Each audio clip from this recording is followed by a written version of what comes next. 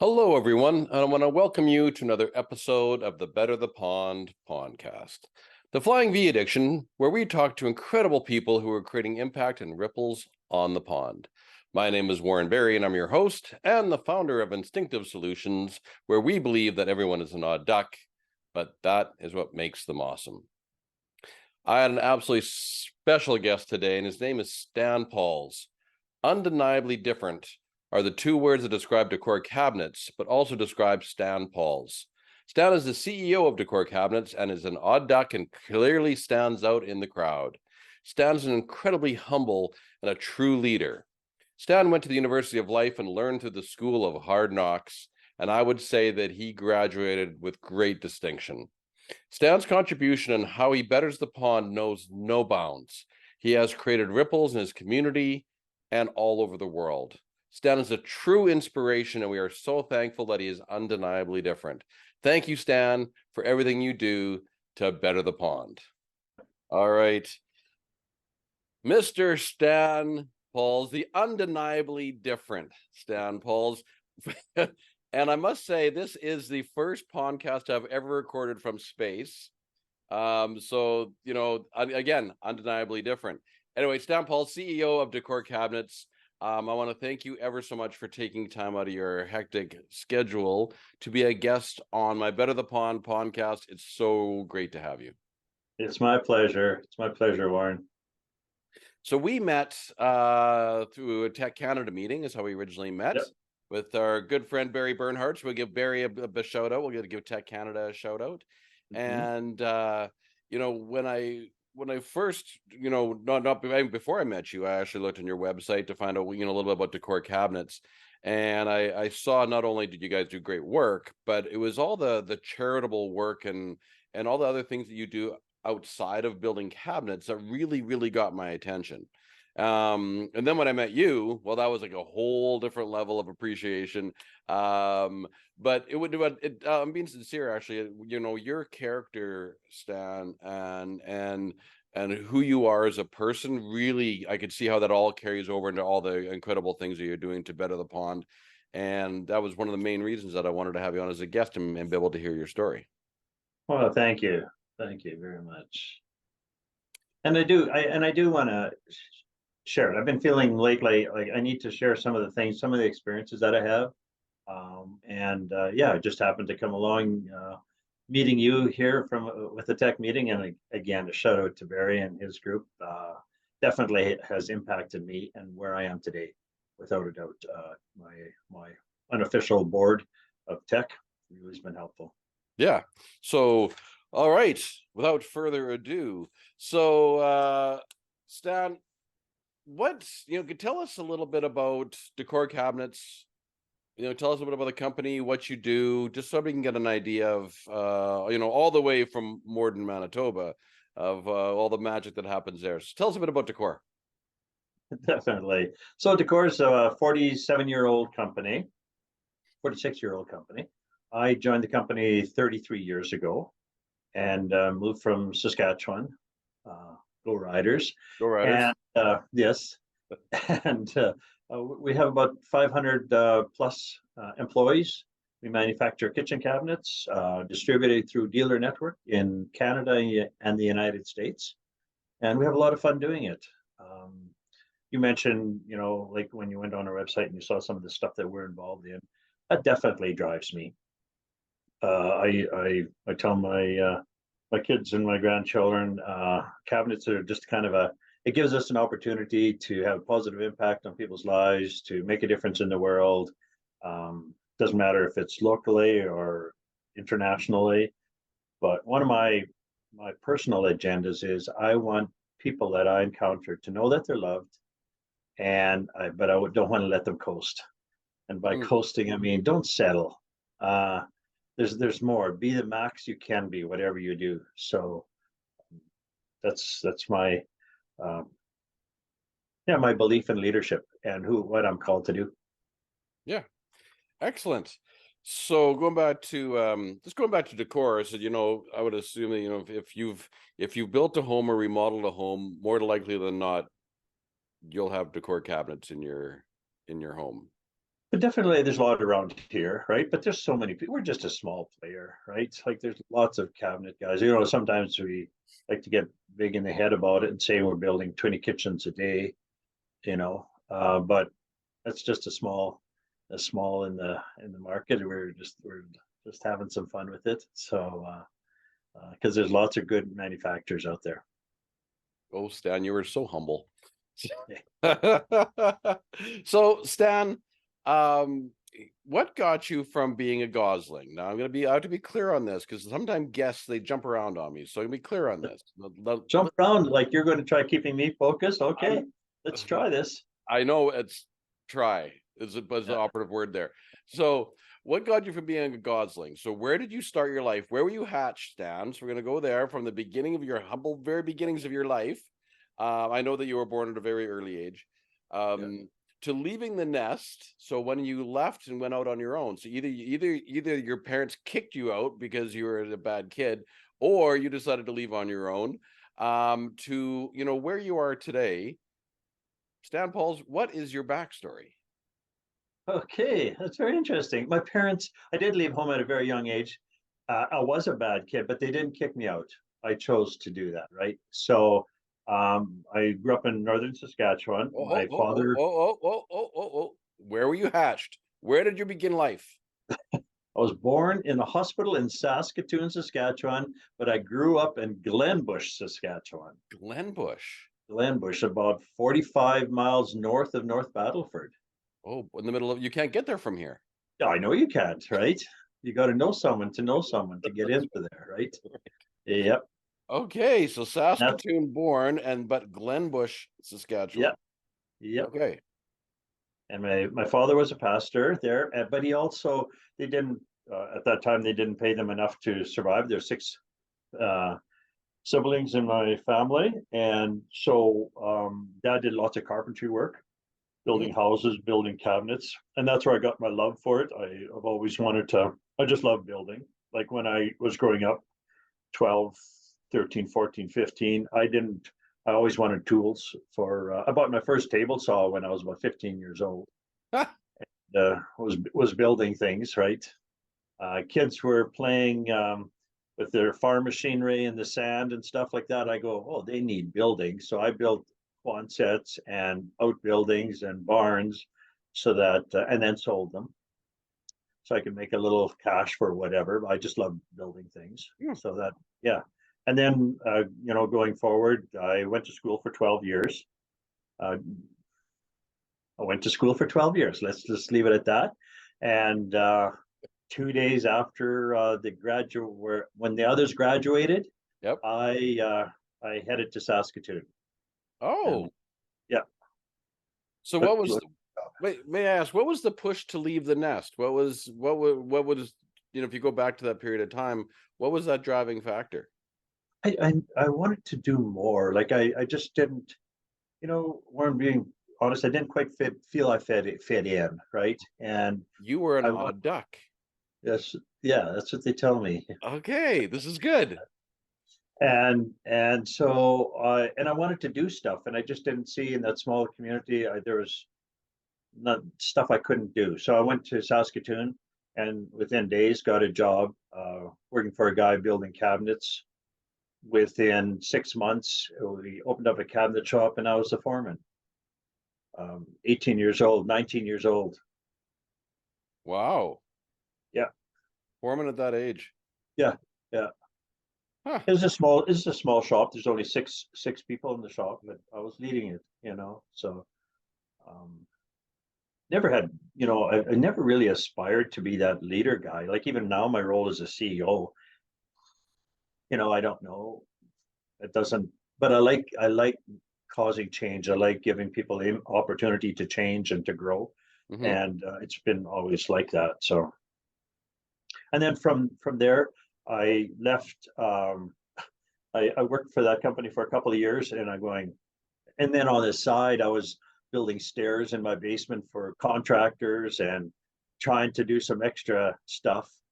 And then I had an opportunity to move to northern Saskatchewan back near Belle Butte, Saskatchewan, and I bought a quarter of land, built a little house, and a shop, and moved my bride. We're 19 years old, or 20 by the time we moved there, to that place. And I started to build houses in summer and kitchen cabinets in winter. Hmm. And what got me to thinking differently or bigger, I've always had that yearning. I wanted to do the best, right? So I had that. I didn't have any formal training in cabinet making. So what I did was I just, thought, well, in Europe, those guys really know what they're doing. Of course, we didn't have internet. We couldn't go to school there, right? I didn't think I could. And I heard that there was someone from Germany moved to Saskatoon. He started a cabinet shop. I searched him up, found him, went to see him. And I said, I want to work for you for 3 months for the winter, because I didn't want to build houses outside in winter. Mhm. So I said, I'll work for you for nothing for 3 months. And then I want to learn how to do cabinets the way the Europeans do. And so he said, sure. And so after about 2 weeks, he said, no, I'll pay you. This is working really well. And we became business partners, and Oh, opened up a little cabinet shop in North Battleford. He had one in Saskatoon, and started continuing to build cabinets and learning cabinets. And then we started to import hardware from Germany because we wanted this European hardware. hmm. And so we started a little company and started to import hardware and selling it, besides the cabinet, using what we were using in our businesses. So I want to take you back a little bit. This is really fascinating. This is part of the story I never knew, Stan. So, but I want to take you back to that whole piece about being like you didn't fit in and being the odd duck. I think that is where people's true talents lie, and really what makes them awesome. I sincerely believe that. So going back, when you were a kid and you were that odd duck and didn't fit in, what part of it that did you see, or what was your view on that of how you were different from everyone else, or thought you were anyway? I got bored with things quite quickly. At that time, I felt it, right. Hmm. As I discovered life later on, it's obviously very different. But I got bored. I'd try things, right. It was for me. It was never quite enough, right. Hmm. Uh, Going to school, like, it was a disaster. I couldn't learn in school. I love learning now. I just love it, love it. Yeah. I have been eternally curious. I'm always wondering what's happening, what's going on. If I see a train going down the road, down the tracks, I'm wondering, okay, I'm counting the cars. I wonder what's in the cars. What's the value of that? Is it iPads in there, or is it just styrofoam insulation? What could the cost be? What's going, like, there's always stuff going on. So just going back then, yeah, people say, well, you got to stick with something, Stan, right? And I heard it as 10 years ago. I still heard it, right? You got to stick with something. You got to stay in your lane. And I'm not, and I got to just, I discovered my lane quite a bit later on in life, right? Yeah. So up until that point, it was frustrating. Mhm. Yeah, it was frustrating. Did you find yourself, especially in school, and I can totally appreciate this, because I think we lived sort of parallel lives, but that you always thought differently than Yeah, everyone else? Like you were the nonconformist, always thought differently, always dreaming about the future, always dreaming about opportunity, yeah, and never, and it was like, and everybody, well, Stan, like, come back to earth, come back to earth, yeah. come back down here. And it never ever, but it never connected. It never made No, sense to you, right? Am I speaking on your behalf? exactly. So I thought I was that odd thing. I had to really try hard I need to be more like others, right? I needed to stop doing that. Mhm, I need to, like I said, stay in my lane, or whatever you want to call it, right? Like, mhm. stay focused on this thing. Yeah. When you do have an idea on something, just keep it to yourself, right? Mhm. Because otherwise they're going to think you're this odd duck, right? Right. But isn't it amazing how hard it is, or how much energy it takes Oh, to try to fit in versus how easy it is to stand out?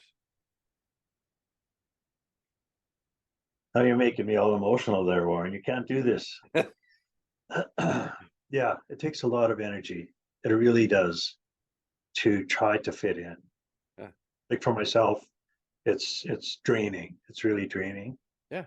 And luckily, my family understands me. and so I can be myself with my family. Mm-hmm. And they have endorsed the way I think and what I do, right? Like they have affirmed it in my life. So that sure made life a lot easier, right? Mm-hmm. Like when they did it, I was always myself anyway at home, right? Mm-hmm. But when they confirmed it and they're good with it, they like it, right? That really freed me up, and it allowed me to be more of me and not have to try, right? And I'm not saying I don't want to be a jerk or anything, right? Like, I mean, I'm not.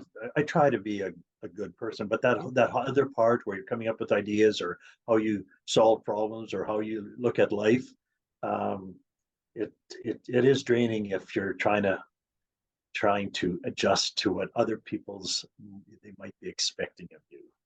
Yeah, absolutely. I get it. So and thank you for your vulnerability there. Thank you for being so honest. Um, so let's take back into, as a kid, so you went, you got your 12 years of schooling. So you obviously you attended the University of Life, Yeah, that's and right. but you started with your business partner. You started getting into cabinetry from there. And where did you go from there?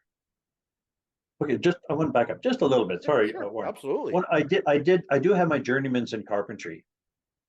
I didn't have. I went before the journeyman board. I applied, and they said, "Well, you can go to this school, SAIT, right in Hmm. Saskatoon." Yeah. And I said, "I don't have time for that, right?" Because I was scared of school. Hmm. But I love learning, and I'd done a bunch of work. I said, "I've put in the hours already." I said, "Let me write it. If I don't pass, hey, then I don't know my stuff. Hmm. But let me write it." So I wrote it with a bunch of other guys, and I got my journeyman's in carpentry in Saskatchewan. So Can I that's one of can my can I share a story with you? sure. Sure. I've never said this actually on my podcast. So I was in the restaurant industry, and I was a cook, and I wanted to become a chef. I wanted to put my feather in my cap that I wanted to get my journeyman's Yeah. and get my chef's papers. So and the thought of school, I was going to apply to school, and I couldn't put the envelope in the mailbox. I had it filled out, and it was going to be in Satan in Calgary. Um but I couldn't send it.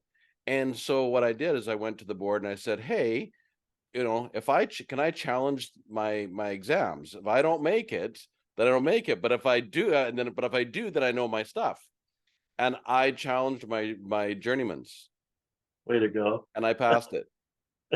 I haven't met anyone that's done that before. So this is awesome. This is Yes, awesome. I Yeah. think we've lived parallel lives, you and I, Stan. Yeah, like when they said I had to needed to go to school, I said I don't have time because I had a bunch of jobs lined up. I had lots of work. Hmm. Like I could take a day off to write the journeyman's, but I couldn't take off 2 years, right? Like it just didn't make any sense to me. So, Yeah, and I couldn't put the envelope in the mailbox.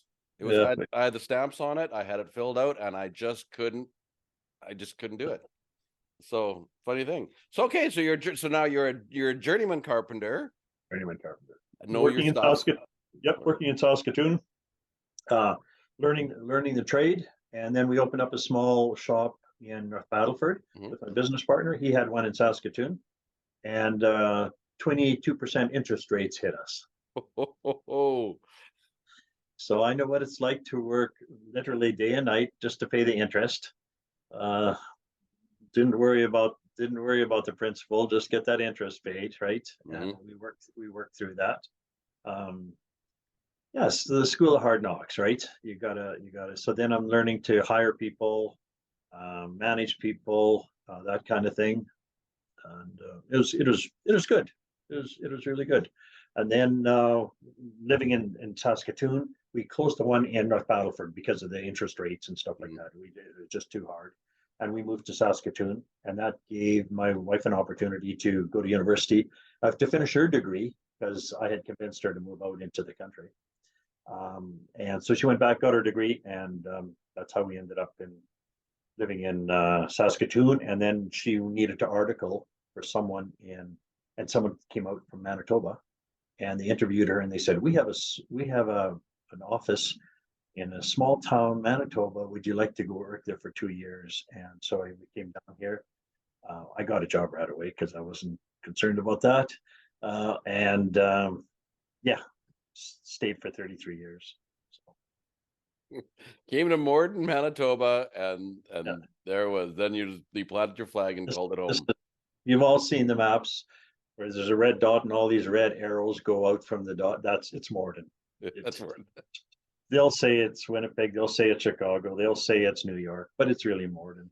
Actually, if I look at the screen behind you, right, because you're out in space, there's a little dot there. It's quite shiny. I think that is Morden. I see from here. That must be it. That's right. There it Hey, is. Yeah, right there. hey, yeah, there it is. Right. Hey, I can see your house from here. So when you went to Morden, is that where did you start off with decor at that time? Yeah. I worked for Decor for about 2 years, and then I had an opportunity to buy into the company. So then I could sell my shares in my Saskatchewan companies, a Hmm. little hardware company as well as a cabinet company. Okay. Just going back just a little bit, see if we can bounce around here, Yeah. Stan. You said your father was a pastor, and then of course then he got into carpentry and building, and that's sort of where you got your thing from. But what about your mom? My mom was a homemaker, but not only that, she taught 4-H. She taught Sunday school. She was a janitor of the school, a janitor of the church, right? Hmm. So yeah, my mom was born in Saskatchewan. My dad was born in the Ukraine. So right around where all that garbage is going on right now. That's Right. that's where he came from. He came when he was a young man. So Oh, really? yeah. That's fascinating. Okay, so I have a question for you now before we move on to the next one. But looking back, Stan, what do you think the greatest lesson was that your father taught you? Huh. The greatest lesson, a bunch of lessons, right? I really appreciate my dad, right? Obviously, when I was a teenager, I didn't, right? No, did any of But us? yeah, like, but you know what? Later on in life, my sister did it. She got my mom and dad to write out their story, and she recorded it. In fact, just this weekend with my whole family, we played that recording where my Hmm. mom and dad talk about how they met, how they went to school, how they lived, the the whole thing, right? And so there's lots of great lessons that my dad taught me. I think one of them that really just jumps out right away is the fact of helping people. And I feel very grateful that I'm not motivated by money. I'm not, right? Hmm. And you might think of that as how are you going to be a CEO? How are you going to be a sales manager? For many years, when I came here before I became a CEO, I was the sales and marketing guy, right? Making deals all day long and traveling all over North America. I just loved it. Every day was just I couldn't tell people how much fun it was because they'd get jealous and think I wasn't working. But if I could see dealers and figure out what's really their issue, right, and then bring solutions, I'm a happy camper. That was just so much fun. So when going forward, I'm probably not answering the question. I know I'm not answering the question, but then going forward, when I had the opportunity to buy the rest of the shares in this company, I had to really come to terms with it for myself that I'm not going to be on the road all the time. And I said, I need to have joy coming into the office here and being in office, sitting in the office and being a CEO, right? And I do have joy in it. But I did promise myself next year I'm going to take off a couple of weeks and I'm going to travel around and see the dealers. Right. I'm going, yep. Excellent. So your number one lesson, from what I heard from all that, is really the number one that pops out is but your dad about helping people, right? So the whole thing about helping others, Totally, right? right? Totally. And giving. I can remember a story I just told my children this weekend when I wanted something from my dad. I wanted a certain thing, and he says, Stan, we don't have any money for that. We don't have any money. So I took it as we don't have any money at Mm. all, right? And someone came over and asked my dad to cut some things on his table saw. He had bought in the truck, and he wanted the stakes. He was making to fit into the pockets of the truck to make sides on this grain truck. And so my dad cut them. And I remember this man wanting to give my dad some money. This was on a Saturday. And my dad said, no, no, no, I don't need any. I don't want any. I'm looking at my dad afterwards and I'm asking him, like, right there was money. You wanted to give it to you. Why wouldn't you take it, right? And he says, oh, because he does a whole bunch of things for us, right? We've done this and we've done this. There's a lot more to it than just this money thing, right?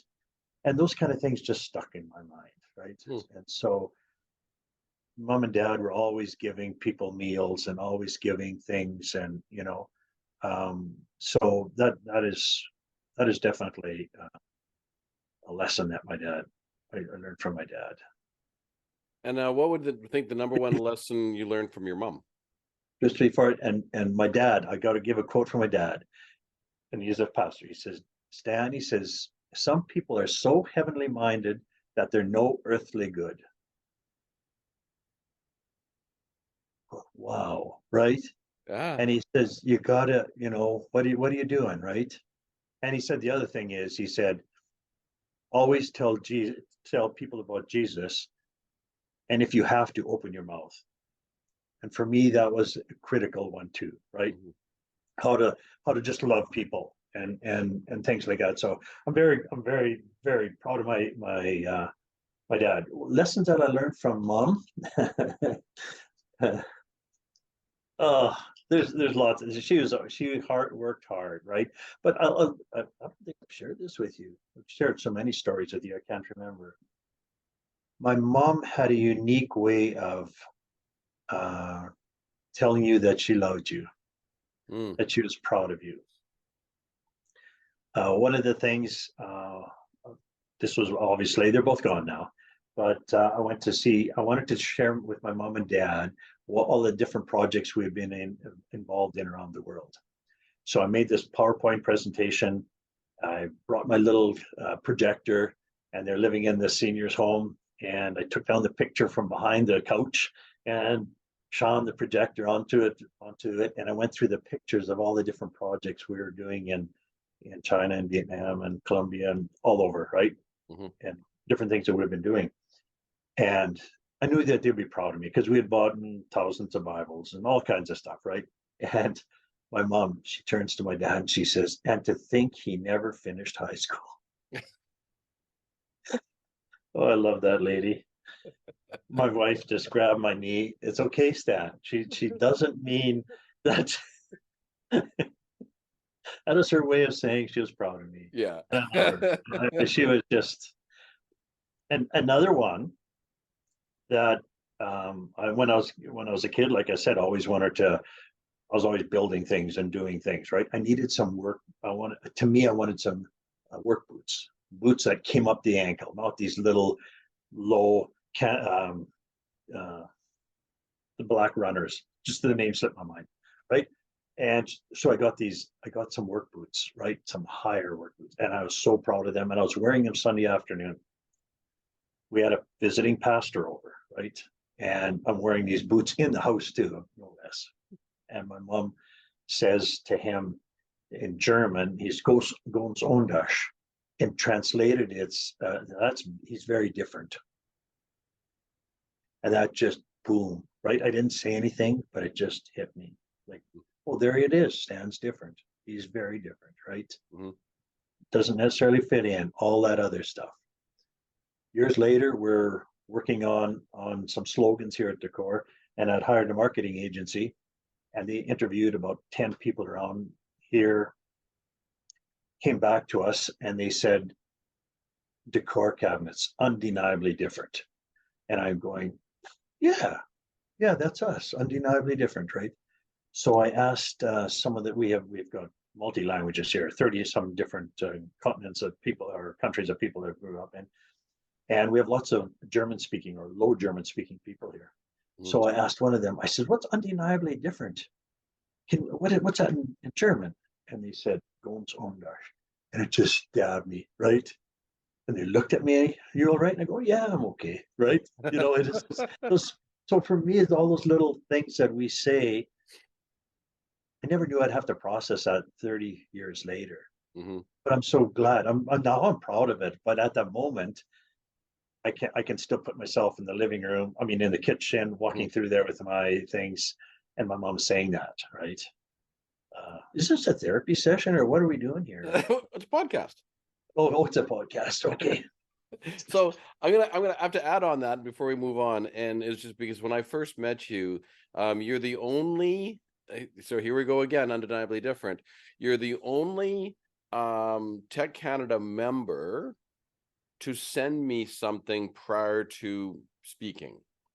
And so you sent me the article or the one pager kind of on the book about the fifth hammer, and it was about Pelagras and whatnot. But it was what was so fascinating about that thing, and that's why I mean I wanted to bring this up on the podcast just to share this story, because I mean when you look at the whole fifth hammer concept and Pelagras and but yeah, there was the four.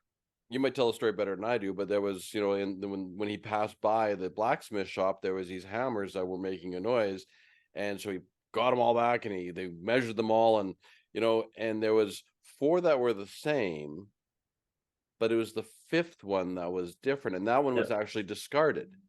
yeah, And so, and which was really interesting, and I think of a lot of things about research and all these things that happen where, well, that's that odd, the one piece that doesn't fit, well, we'll get rid of it because it doesn't fit, we'll discard it.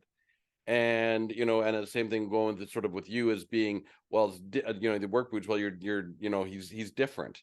And but it's the funny thing is, it was the fifth hammer that actually made the sound, that made right. it better, that brought everything together. And so going back to the story, is saying, even the next day we were speaking, is like you were different from everyone else in that group, but you're the one who actually made everything better. So you've been officially nicknamed the fifth hammer. But Yeah. Well, thank you. Yeah, I take it as a compliment now. Like, oh my, quite a bit of my life, I didn't. I tried to fit in, and I mean this with all respect, like not fitting in, like trying to toe the line, trying to be more like someone else, right? Like all those other things. And I find that I can be myself. Mhm. And when I had the affirmation from my family, that just did it for me. That just my life changed. Right. Right. When I found that I can create beauty and magic by being who I am. I don't create it. I don't create that when I'm trying to be someone else. And for me, that's just a life lesson that I no one can take it away anymore. I'm there, I love it. there, I love I'm it. there. Yeah, just be yourself. Everyone else is already taken. So, Yeah. so Stan, what's the greatest thing that's happened to you? Not either positive or negative, that ruffled your feathers, and how did you respond to it? Ruffled my feathers. Describe, what do you mean ruffled my That feathers? got underneath your skin, that challenged you, that that. Oh, Um, okay. So let's go back to tech. Barry, our tech chair, right? He's okay. he's one of them, right? I mean, Yeah. I've got a whole bunch of these things that ruffle my feathers, but I would be having some issues, right? Whatever it is, and and um, and I would be ongoing, and I bring it up every time at tech, right? And one time he took me aside and he says, "Stan, do you want to be the victim or do you want to be a victor? You decide now." I was ticked off at him. How dare you tell me it's in my court? It's everybody else's court that should be changing me, right? But the minute I decide, Warren, life changed. So Barry ruffled my feathers. That's one, right? And there's a bunch of them. Oh yeah. Like you need people. I always think you need people in your life that will speak to you, not thinking through what are the consequences. Are we still going to be friends afterwards? Are we going to be, like, will it affect our friendship or will it affect my relationship? No, they just speak what they believe is the truth, Hmm. right? And then it gives me the opportunity, or the other person the opportunity to take it or leave it. I'm Hmm. glad I'm glad I took it. I'm glad I took it. But going home that day, I'm going, seriously, very, yeah. Yeah. But I'm glad he did. I'm so glad he did. So so he challenged you in a way, but it actually, in the end, it deepened your relationship. Oh, totally. Yeah. More respect. Yeah. Yeah, yeah, more respect. Isn't it interesting how at the time you're like, well, it's not me. Yeah, Like they all have to change. exactly. And when you actually flip it around, you realize that, yeah, that I always say you have to make a pretty thin pancake to realize it doesn't have two sides. There you go. That's good. So, so Stan, as you know, because I've spoke to your tech group and we've had conversations that geese fly 71% more efficiently and like they're faster and they're more efficient when they're flying in the V formation. What do you think is the secret to getting a team flying in that V formation? That's a tough one, Warren. It's a lot of work. I know that, Hmm. but it's also very rewarding. Like we've all heard it, right? You want to go fast, go alone. You want to go, all that far, right? I love being in teams. I really do. Um, what is the secret to get us all lining up? I know one of them that I picked up from our session was the lead goose sometimes has to swing back and take. And I'm going, I'm not ready for that. No, I'm gonna work on that, right? But we all have to. There's so many good analogies that you talked about how the V is so important.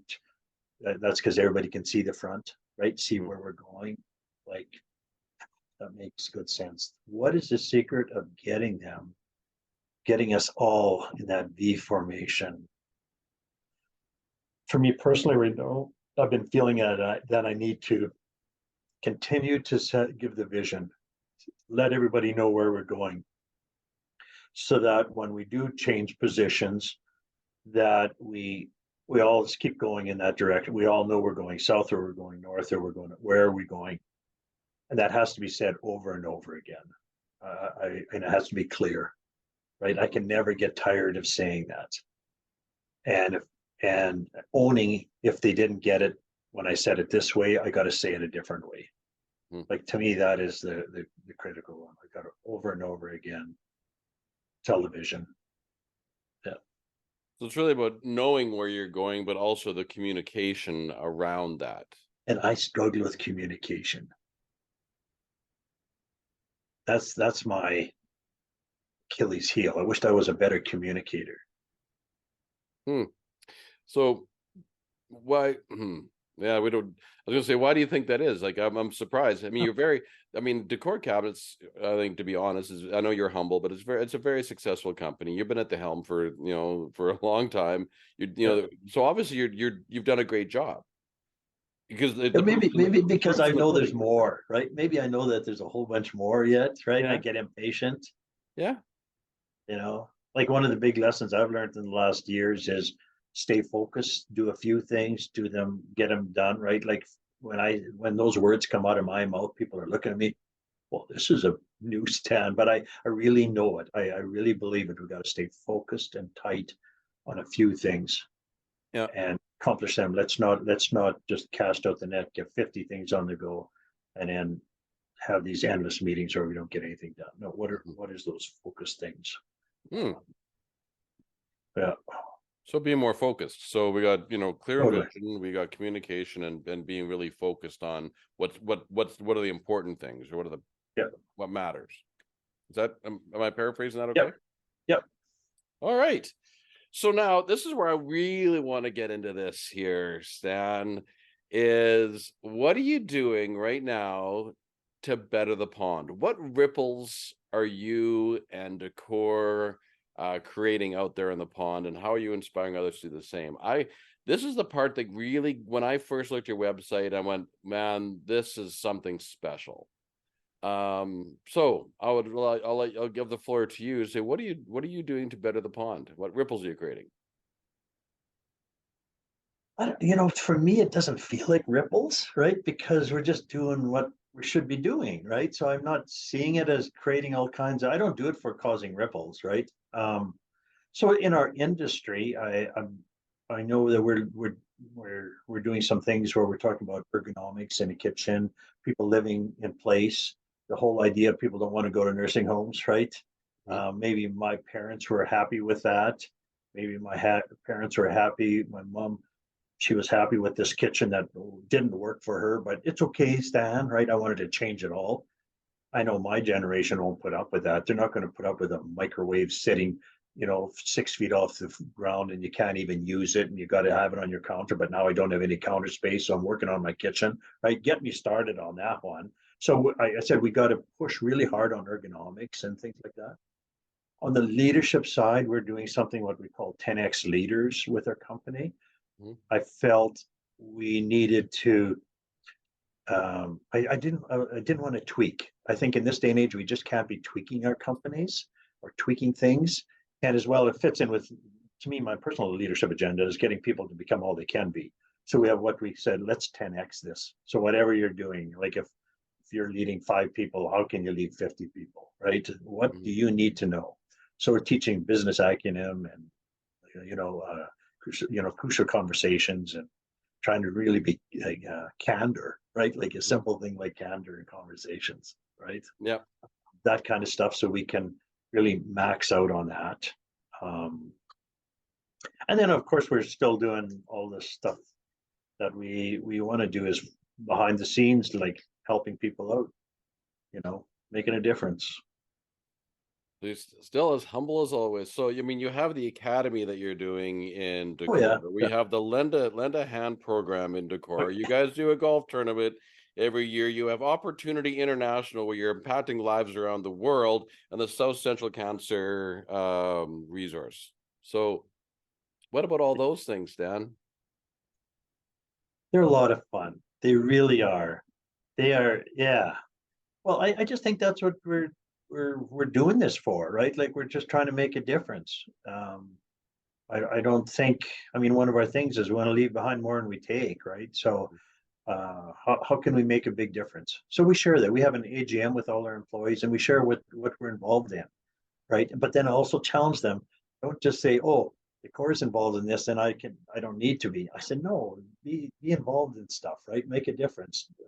There's nothing like giving of your time, of your resources, and helping someone out, that it's just contagious. So Sounds like creating ripples, if you ask me.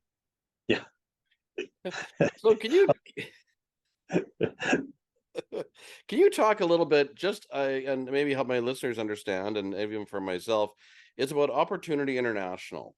Yeah. What's that all about, and what now these are ripples on a worldwide stage. Yeah, I just love Opportunity International. I love what they do. It's they provide microloans generally to ladies. 95% of the ladies get a loan. It can be anywhere from 200 to $200 to a couple $1,000, and it helps them out of poverty. But it doesn't just help them; they pay it back with interest, because they're only looking for people that are business people, right? They're not looking for people, I want a handout and I'll get a handout from you today and I'll get a handout from someone else tomorrow.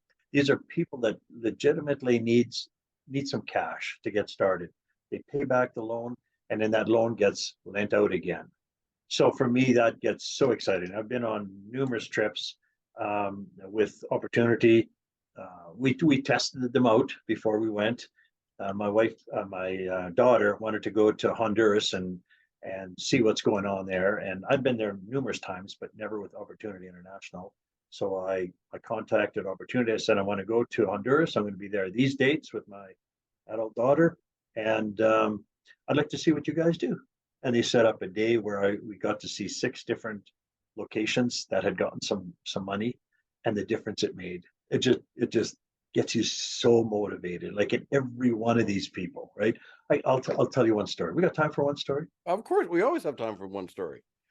We went to this place where 3 ladies got together to get a loan because they had no collateral, so they used their friendship for collateral. So if one lady couldn't, the other ladies would make sure they would pay the loan, like because they had nothing, no collateral. And so now they're baking some buns and bread and selling it. They're buying some green coffee, roasting it on a fire with a piece of tin over the top, grinding it by hand, selling it, right? Mm-hmm. They're the ones in the community that has a fridge, right? Next thing you know, they're buying like aspirin and opening the bottle and selling two at a time because the people in the village can't afford it anymore. Like this up in the mountains in Honduras. Okay. I go there a year later. They bought a table. They paid off the loan. Now they got a real official table where they're working on with their bread. right? Mhm. And I'm going, wow. So then we went to another one. They said it's going to be a car wash. And me and my North American Canadian thoughts, really a car wash? We're lending money to someone who has a car wash in Honduras. Like, what are you doing? We go there and it's this young lady. There's a compound. She's rented a compound. It's got a fence all around it, like a wall, like in Latin America. And the first thing I see is two cars there that are being washed by two guys that don't seem to be too motivated. And I'm going, yeah, we need to get these cars washed. What are we doing here, right?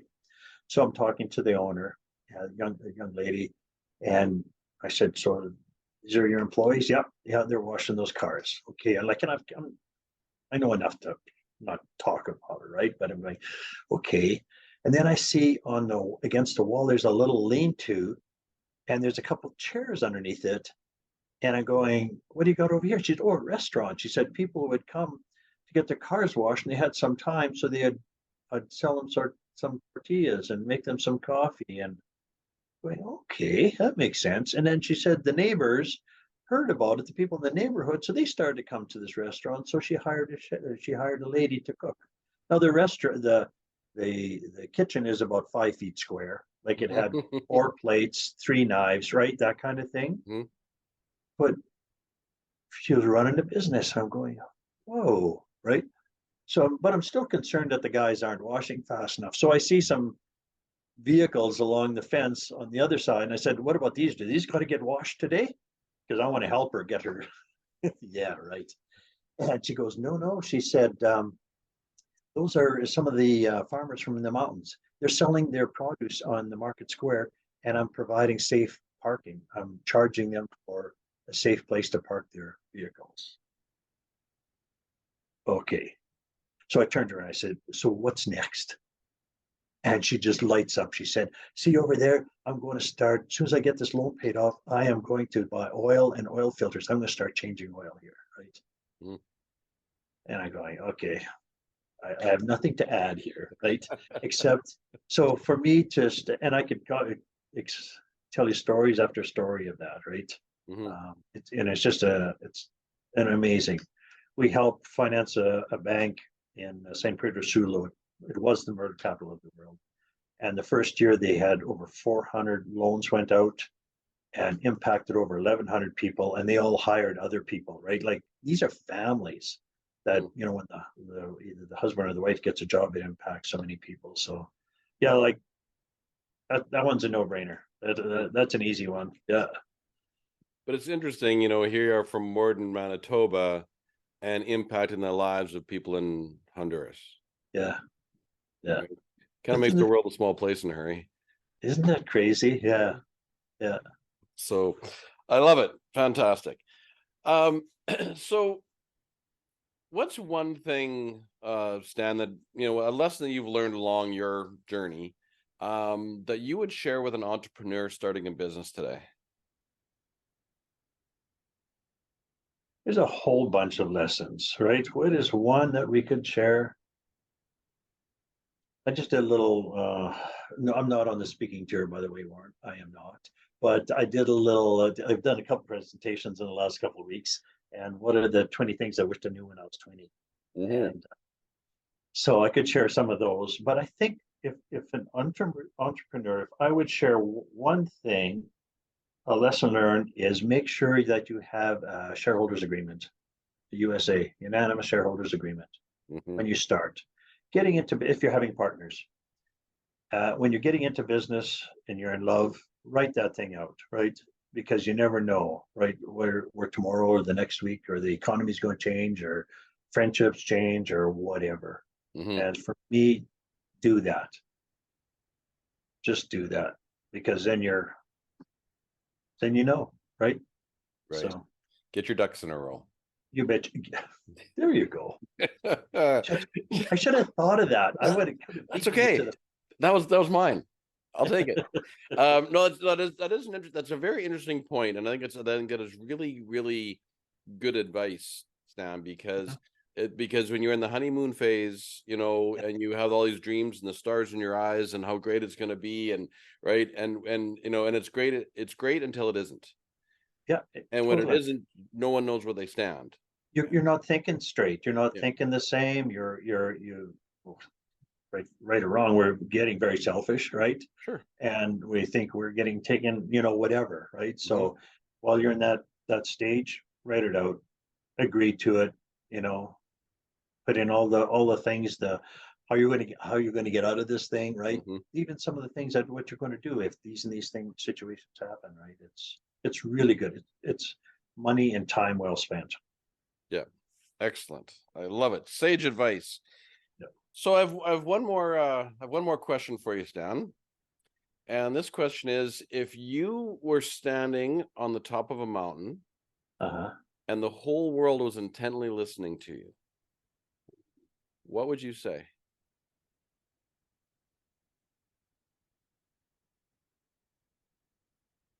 Oh, you got me there. What would I say?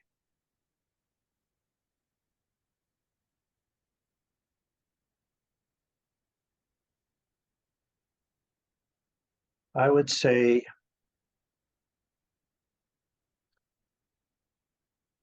to love like Jesus. Hmm. You dive in that just a little bit. What does that mean to For you? me, for me, I just see so much crazies going around, right?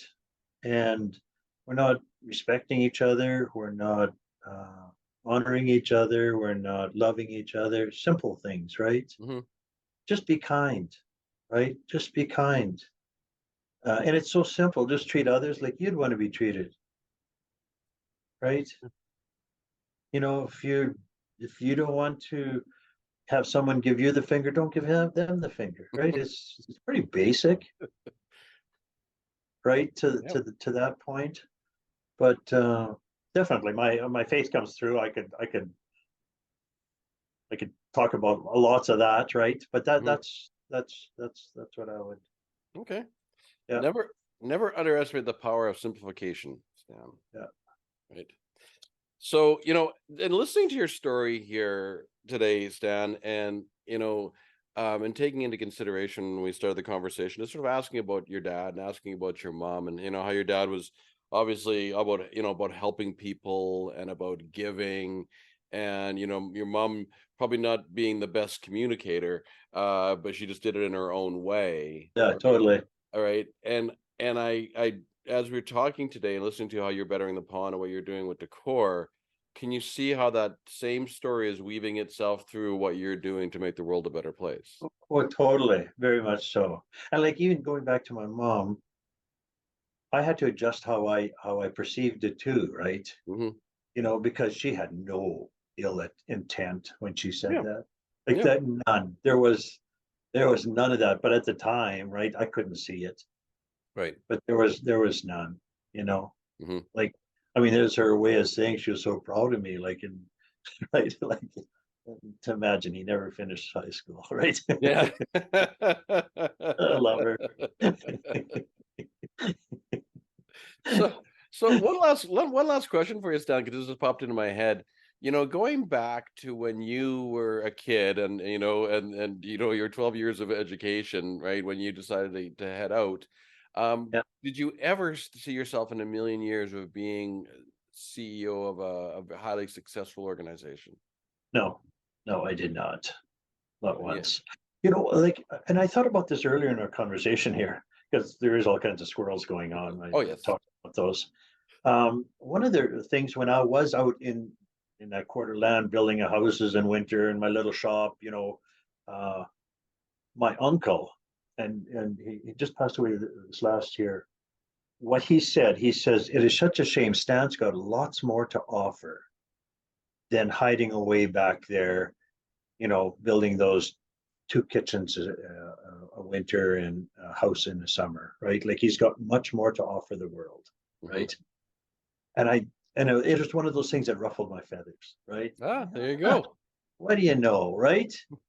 But I thought about it, and I think about it many times when I'm in situations like this, or I get an opportunity to do a joint venture with someone from Europe, right? And I'm Hmm. going, oh, I never would have imagined that, right? And right now in my life, I have to, okay, is that a distraction or is that an opportunity? I'm Ah, thinking about that all the time. Is it distraction or is it an opportunity? I'm writing that down actually. There is another great lesson right there. And we have to monitor that, right? We Yeah, have to make sure we can quantify that. Yeah. yeah, absolutely.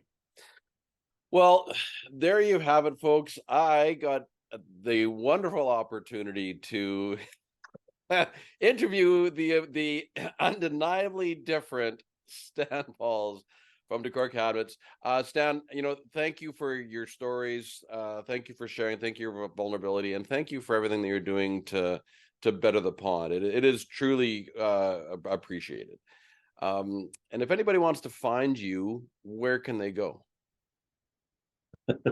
Do I give them my cell number? You can do whatever you want. This is you.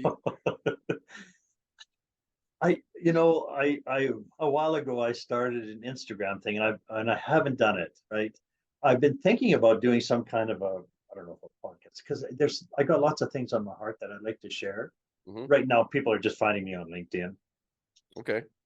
Yeah, they're just like And then of course Decor Cabinets on decor cabinets, definitely. online. Yeah, Okay, so I'll make sure I'll track down that for LinkedIn, so I'll put it in the show notes. Just if anybody wants to contact you, then they can reach out to you because perfect. you're such an amazing person. So anyway, thank you again, Stan, for your time. Thank you for stories, and again, thank you for everything you do to better the pond. And this is Warren Barry, and I'm flocking off to take you beyond the pond to better the pond because we're better together. Thank you so much, Stan. Thank you very much, Warren.